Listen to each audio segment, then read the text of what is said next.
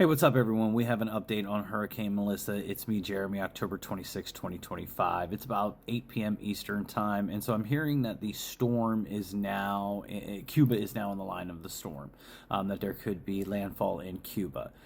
Which is interesting because earlier we were talking about how the United States military is in the Caribbean right now and is potentially setting up for an invasion into South America, starting with Venezuela, due to what Trump is saying is about the cartels and about a corrupt leader that isn't really the one that's supposed to be in charge and liberating Venezuela, right? So that's what we're being told. As of right now, he said he doesn't need a declaration of war. So we're just waiting to see what's going on with that. Now, the timing of this storm and where this storm is potentially making landfall does have strategic implications potentially for the United States if they were going to start a war here, because it's most likely not going to be just Venezuela. They do have allies there in the region, and Brazil and other nations. BRICS would be in play at that point. So if the United States was going to allegedly proceed into some kind of escalation with Venezuela, the Cuban missile crisis came to mind.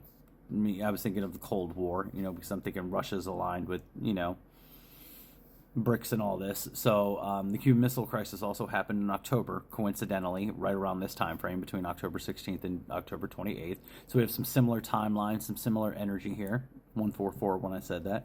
But the Cuban Missile Crisis came to mind because now Cuba's in the line of sight, which, again, this is just coincidental that this storm would kind of create, if it created any kind of devastation, it would then kind of create camouflage, protection, defense for the United States to go ahead and kind of come in and maybe take over these areas as emergency scenarios, and then they wouldn't have to worry about those areas as they move in to South America, allegedly, if that was actually going to be something that took place. 222 on the clock when I looked down there.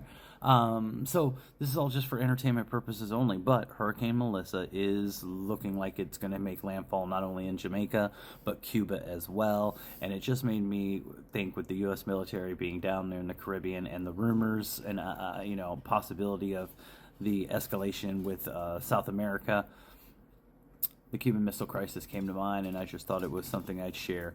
Again, guys, if this goes into an actual war, I think it's much more than just Venezuela and, the rumors of oil and things like that. Obviously, resources are always a part of war. Earth minerals are a huge thing right now, that the world leaders are all very focused on and fighting over.